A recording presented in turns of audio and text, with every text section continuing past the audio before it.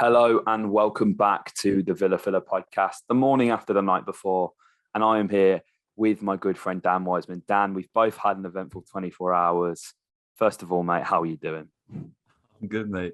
I'm good. Good to be finally set down on it. It feels like after a loss, we often tend to, for reasons that I can't really explain, completely not intentional, we always seem to end up recording the day afterwards, which I always say on the pod is never usually, a bad thing, because we can sit on it, brood on it. The rage and emotion calms a little bit, and we can come on here a bit more reasonable, bit of a clearer head, all that sort of stuff once you've slept on it. But we had so much excitement, didn't we, mate, going into the first day of the season. We've had a really good summer for the channel and everything like that with all the transfers. It's been probably the most exciting transfer window we've ever had to cover here on the Villa Filler. We went into this first game with a load of optimism. You yourself went down to Watford, I'm sure, with a lot of excitement yourself, ready to see a good game. And after about 35 minutes, it quickly became apparent that that opening weekend dream, which we'd all had in bed on Friday night, it didn't quite transpire, did it? It didn't. And I think there's first things first, Dan, we're not going to get too heavy into this because it is just the opening game. However, there are some extremely worrying things. What does reassure me is Smith's comments in his post-match interview, which I'm sure you've all heard by now. But I really feel like preseason, it clearly wasn't enough. And I think Smith said that as well, mate. I think we really missed having that test against Seville, having that game cancelled, a much higher caliber of opposition that, in a game that would have been played at a higher intensity than our final preseason friendly we organised with that Italian team. Forgive me for not remembering the name off the top of my head. That would, you play Sevilla, whether you win, draw or lose, that instantly puts you in a much better state to tackle this game, really, doesn't it, Dan? Because, you can draw many parallels between Watford and Sevilla, counter-attacking side, plenty of pace. And that's exactly what Watford did, mate. They defended so well. They were extremely compact in the middle of the park, and they just picked their opportunities very well. And, they took those opportunities when they presented themselves, and Villa couldn't say that about themselves within the first half. Now, I feel like last season, the Villa Filler, sort of became me sort of just apologising to Matt Targett for all the comments I'd made the season before. But man, this is like Matt Targett's first season, that performance, to give away the ball as shoddy as he did in the build up to the first goal, for Watford, that Emmanuel Bonaventure scored, was just absolutely shocking. And I think Ezri kind of does all he can. He tries and gets a block in. It falls back to Bonaventure, and he shoots. And I think we have to say, first of all, Dan, Emi has to do a lot better from that range. Yeah, of course, Ezri is in front of him. That is very unfortunate. But more often than not, you would back Emi to make the save in that situation. And instantly, Dan, Villa are on the back foot, aren't they? And we've seen it time and time again last season, even with he who shall not be named. Villa, if they concede a goal, they generally don't go on to win the game, do they, Dan? Yeah, it was. It's not the start that you want, especially. I'm always fearful of playing newly promoted sides on the first day of the season, especially away from home. Honestly, aside from maybe the top six, there are so many places I would rather go on the opening day, just because they have an excitement and an atmosphere, especially given the circumstances whereby it's the first game back with fans and everything like that. So there's just so much riding on that game for them, that it's always so difficult to go and get a win in those environments. And as soon as you go 1-0 down and the crowd, lifted and suddenly, Vicarage Road, you could see that the Villa boys were going to struggle to come away with anything from that game. The tide was quickly turning. And look, I don't think there's, Matt Targett was probably the shining example, wasn't? Well, I say shining example, you know what I mean, of a player that sort of embodied the system. But I thought there were so many other players that didn't play well. I think that midfield clearly needs a lot of work. I think I was a little bit ponderous as to why we kept being linked with James Ward-Prowse when I felt like it was a more defensive midfielder that we needed. I felt like whilst I'd love James Ward-Prowse, I felt like there were other positions which I'd like to address first. But games like that, you really realise that actually that kind of ball playing centre midfielder that we don't really have. Whilst Douglas isn't there, I'd like to see what he can do as an 8. But in that 4-2-3-1, it didn't really work out. But there's a lot of caveats to that performance, mate. I don't suppose we ever expected to be starting the season playing a 4-2-3-1, given the transfer business that we've done. It's been a very, very tumultuous sort of pre-season with, you lose your captain for 100 million. 2 out of our 4, I think it was 2 out of the 4 pre-season games, there was some kind of issue with. Obviously, we did end up playing the Salernitana after the Sevilla game, but that was cancelled. We also had Notts Forest cancelled as well. 2 out, half of our backroom staff or coaching staff left in John Terry and Richard O'Kelly leaving just 2 days before the start of the season. So it's been a very, very strange pre-season for the Villa, and I'm not panicking yet. It's also a trademark of a Villa loss that we all turn into complete bedwetters online, and social media is just awash with us suddenly fearing relegation again. We're nowhere near that. If 2 or 3, 4 games into the season, we're still putting in performances like that, then yeah, it's time to worry. But right now, given the influx of new players, given everything that I've just listed, to come away with that loss isn't a massive surprise, I suppose, when you look at it now. I'm glad that we still got 2 goals. McGinn's goal is a real shame that will be completely lost in the history books as a consolation. But what a fantastic goal it was! Credit where credit's due. And so, yeah, not a very, very poor performance, mate. But I think it's made us realise that perhaps this is going to take a little bit more time than we first thought. Yeah, and I think the statistics for me that just kind of highlight how poor Villa really were is, Marvelous Nakamba made the joint most amount of dribbles for Aston Villa throughout this game, tied only with Bertrand Traore, who played about 25 minutes of football, both of which having 3. I felt for Marv. I really did. It felt like he couldn't do anything right, and I don't really feel like that was his fault. I always say, I'll throw up a graphic, but I am actually going to throw it up this time because, as I've shown you off air, Dan, this is absolutely disgraceful. The average positions of the players, and you see how narrow that midfield is.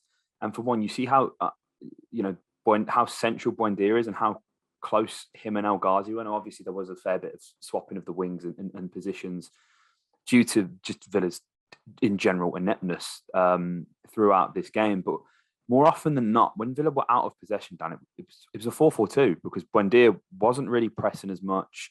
I think he's going to need a bit more time to bed in. This isn't any slander necessarily, but if you are out of possession going to play a 4-4-2, then your auxiliary striker in Buendia has to press as much as Danny Ings was. And that just wasn't the case. The midfield got completely overran.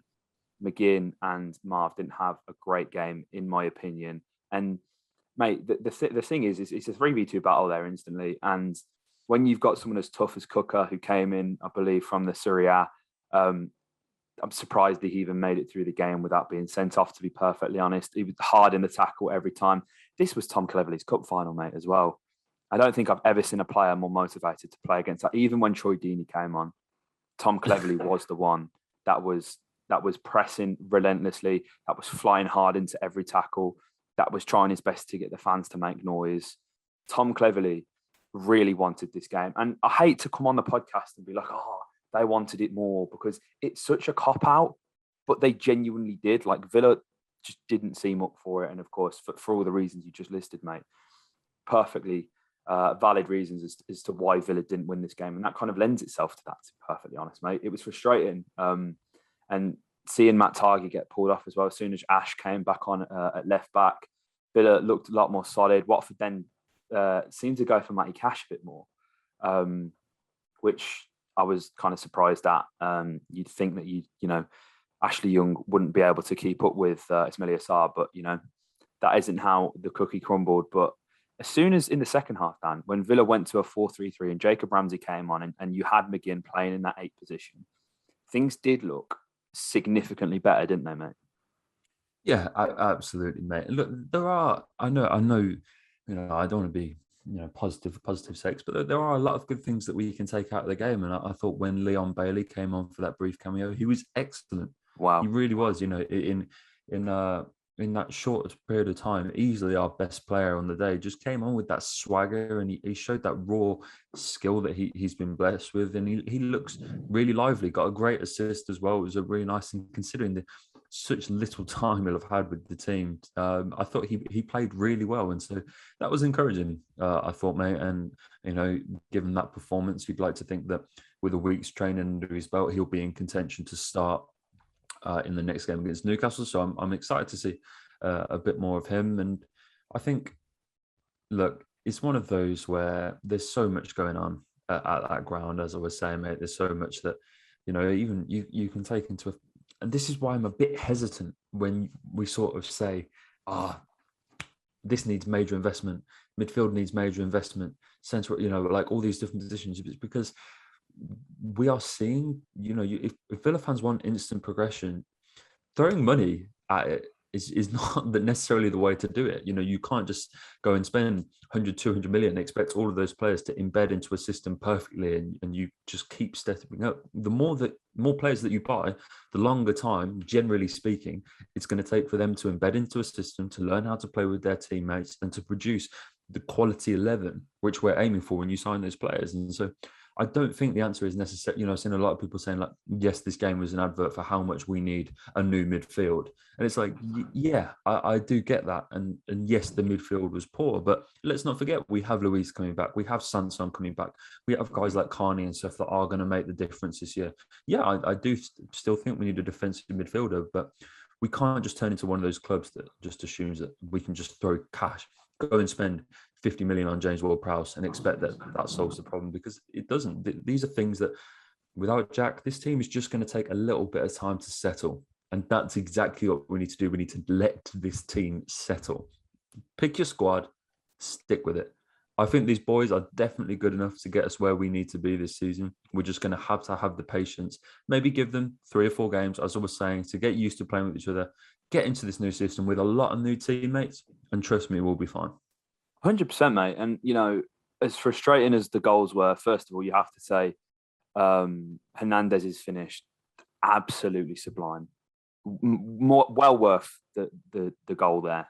Absolutely fantastic. The first 2, they're avoidable. They're mistakes that Villa have made. And again, I think that is, if you're looking for a positive from a negative, is that Watford didn't put us under that, it's not like Villa were being absolutely annihilated by Watford. Villa made 2 mistakes and were punished for it. The second goal, especially, with it being a deflection, mate. As soon as that ball came towards the crossbar, I was clapping. I thought it went over. I'm literally clapping in the away end. It was a bad look. It's got to hurt, hasn't it? It was a really bad look. But the XG backs that, Dan. We have to, first podcast of the season, Dan, we got to mention XG. 1.22 for Watford to Villa's 1.26. So, Villa just edged it there. And the penalty accounts for generally 0.8 XG. So that tells you just how good John McGinn's goal was, Dan. The fact that he arrived late, scored an absolute scream on the half volley. The XG for that would have only been about 0.4, which is remarkable in itself. And, Watford's shockingly low XG again lends itself to the fact that Villa made mistakes and were punished for it. That's football, unfortunately. But Dan, we had, there's plenty to look forward to. As I say, mate, Bertrand Traore, he was wonderful. Jacob Ramsey did enough. He almost bagged himself an assist as well, Dan, didn't he? Sets up Danny Ings, and you would put your house on Danny Ings following it up. Just that extra yard. And maybe it's a different game then, but I think, Dan, a front 3 going into Newcastle of Bailey, Ings, and Bertrand Traore, that's the stuff of dreams, isn't it? I mean, Traore has more than earned his spot in this side. And as I've just checked the score, it seems like West Ham have come back against Newcastle, which is absolutely fantastic. Not only for my FPL, but for Villa coming up on Saturday, Dan, and I'll return to Villa Park.